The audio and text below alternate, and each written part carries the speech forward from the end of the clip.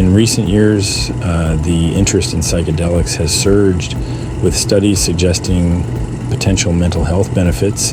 Many individuals are curious about these substances. However, those currently on antidepressants face unique challenges. This essay aims to provide an informative overview of tapering off antidepressants for those interested in psychedelics. We will discuss the importance of medical supervision, legal considerations, and the risks involved. It's crucial to understand, that this content is for educational purposes only. It does not offer medical advice. Each person's situation is unique, and decisions about medication should be made with professional guidance. By understanding the mechanisms, risks, and legal aspects, individuals can approach this journey more safely and responsibly. Finally, we will emphasize the necessity of consulting healthcare providers before making any changes to your medication. Abruptly stopping can lead to withdrawal symptoms and relapse. Follow a structured plan with a healthcare provider. Medical supervision manages withdrawal symptoms safely. They may adjust the tapering schedule based on your response. This approach supports your well-being during the transition. The main difference between psychedelics and pharmaceuticals is really quite simple. Pharmaceuticals are intended to treat something at its surface in the form of temporary symptom management, while psychedelics focus on the deeper core of the issue and aim to permanently remove the root cause. The use of psychedelics for healing is nothing new. Humans have been using visionary plants and fungus as medicine for thousands of years. We see examples of this in every corner of the globe, from ancient Egypt to the Aztecs to Greek antiquity. It is even a growing theory that Homo sapiens developed bigger brains and a higher level of consciousness because they consumed psilocybin mushrooms over hundreds of generations. Although much of these plant medicine rituals have been replaced by Western medicine, psychedelics are revealing that they can be incredibly effective at solving our health issues of today. For example, psilocybe cubensis, also known as magic mushrooms, have been proven to be powerful agents for curing depression, anxiety, and addiction when used purposefully with the intention of healing. Since the 1960s, psilocybin has been widely regarded as a party drug, used by young people at music festivals and hippie drum circles. It is this stigma that has caused mushrooms and most other psychedelics to be categorized as a highly illegal Schedule I drug, the possession of which is a felony under federal law and can land you 20 years in prison. So for the last 60 years, the medicinal benefits of mushrooms were disregarded, and in place came the rise of massive pharmaceutical companies that profited off a perpetually sick population. But things are changing, and thankfully science is opening the door to psychedelic research and new possibilities. After decades of stigma and resistance, the gap between spirit and science is closing. But before we label psychedelics as the be-all and end-all cures to mental health disorders, we must first understand why they work. What researchers are finding is that psychedelics present an opportunity for the patient to self-heal by freeing them from the limitations of their perspectives of reality and allow wisdom and understanding to penetrate their consciousness. With new awareness, their perspective shifts and they come to view the source of their depression and problems in a new way. Going to the core of what was causing the problem, bringing healing and forgiveness to that place, and liberating them from that problem. Sadly, as many of us know, our healthcare system is an industry just like every other. A patient cured is a customer lost. And this brings us back to the original point. Psychedelics are so effective at treating mental health issues that they are bad for business. A single mushroom experience can change someone's life forever, which is great for the patient, but does nothing to make money for the pharmaceutical companies. No matter what obstacles stand in our way, it's important that we explore alternate states of consciousness. There is a vast realm of love and understanding beyond this third-dimensional reality. If we want to know how to fix the world, we must first understand how to fix ourselves. Einstein said, "No problem can be solved from the same level of consciousness that created it." The legal status of psychedelics varies significantly across different regions. In some areas, substances like psilocybin and LSD remain classified as illegal drugs. However, certain places have begun decriminalizing or even legalizing their use for therapeutic purposes. Understanding the legal landscape is essential for anyone before pursuing any psychedelic experience. Research the laws in your region. Engaging in illegal activities can have severe consequences. It's important to be aware of the legal risks and make informed decisions. In regions where psychedelics are legal, there are often specific regulations and guidelines to follow. Legal considerations also extend to obtaining these substances. Ensure you are sourcing them from reputable legal channels.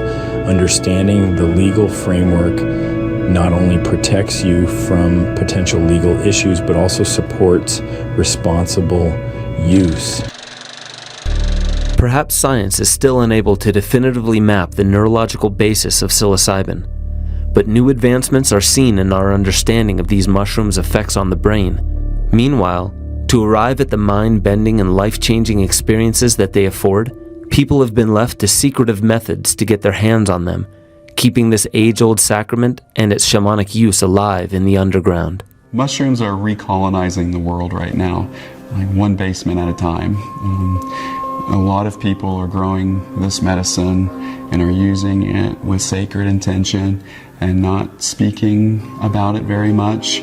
It's a very personal experience for them. And people are cultivating mushrooms both for large experiences, big spiritual, transpersonal experiences, but people are also primarily cultivating this medicine for microdosing and using incredibly low doses of psilocybin mushrooms pretty regularly for the treatment of depression, anxiety, or to provide a little more energy than they would normally have.